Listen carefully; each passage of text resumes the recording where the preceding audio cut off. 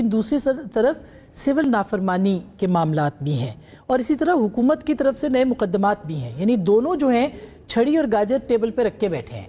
یہ جو انوائرمنٹ ہے یہ کتنا نقصان دہ ہو سکتا ہے، اور کیا سول نافرمانی کی جو تحریک ہے وہ آخری حربہ نہیں ہونا چاہیے تھا جو کہ خان صاحب نے دوسرے مرحلے پہ اس حربے کو یا کارڈ کو استعمال کیا؟ سب سے پہلے تو جو مصطفیٰ صاحب نے بات کی یہ بات بالکل مناسب ہے۔ اللہ کرے ہم بطور قانون کے اور سیاست کے ایک ادنا سے طالب علم دعا کرتے ہیں کہ جو دیگر سیاستدان ہیں وہ بھی اسی طرح کی بات کریں جس طرح کی مصطفیٰ صاحب کر رہے ہیں۔ انہوں نے درمیان میں ایک بڑی ضروری بات کی اور میں وہاں سے آپ کے سوال کا جواب دینا چاہوں گا۔ انہوں نے کہا ابھی بھی چانسز ہیں کہ کچھ لوگ اس کو سپوائل کریں۔ اچھا، اگر ہم اس کا ایک ریگولر انالیسس کر لیں کہ کون لوگ ہوں گے جن کا اس سے فائدہ ہے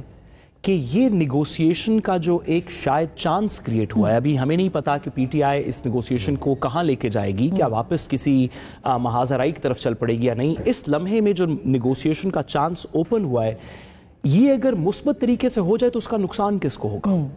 تو میں بصد احترام گزارش کرنا چاہتا ہوں کہ اگر کسی کو نقصان ہوگا، پاکستان کو تو بہت سے فائدے ہوں گے، اگر کسی کو یہ تھریٹ محسوس ہو اس نیگوسیشن سے تو وہ حکومت وقت ہے جو اس چیز سے بینیفٹ کر رہی ہے کہ ریاست کی مشینری کے اندر تحریک انصاف کی ٹاکنگ سپیس نہیں ہے، کہ ان کو صرف اس طرح دیکھا جاتا ہے کہ یہ لڑائی کرتے ہیں، یہ بلوائی ہیں، یہ دہشت گرد ہیں، یہ گمراہ ہیں، یہ دیگر لوگ ہیں۔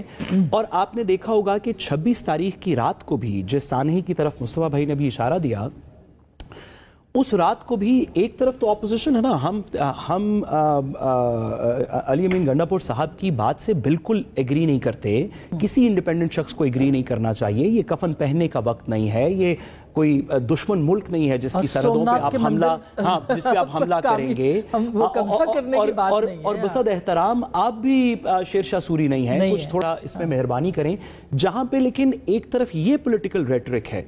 وہاں پہ ہمیں دیکھنا چاہیے کہ اس جماعت کا جس کا یہ پولیٹیکل ریٹرک ہے غلط ہے، لیکن یہ ایکسٹریم پولیٹیکل ریٹرک اس جماعت کا ہے جس کا خیال ہے کہ وہ پرسیکیوٹ ہو رہی ہے، جس نے واپس اپنے جب لوگوں کے پاس جانا ہے تو علی امین گنڈاپور صاحب کے سامنے 4 لوگ ہوں گے جو کہیں گے مجھے گولی لگی، میں نے ٹیئر گیس کھائی، مجھے یہ ہوا، مجھے وہ ہوا، تو ایک پولیٹیکل نیریٹو کریٹ ہوتا ہے۔ لیکن گورنمنٹ کی طرف اس کی کیا مجبوری ہے؟ 26 کی رات کو عطا اللہ تارڑ صاحب کو کیا مجبوری تھی کہ وہ للکارے ماریں اور کہیں کہ آئیں تو دیکھ لیں گے، ایک چھٹے کے اندر ہم سب کو بگا دیں گے؟ انٹیریئر منسٹر صاحب کی کیا مجبوری ہے؟ گورنمنٹ کا تو کام ہے اس ٹیمپریچر کو کم کرے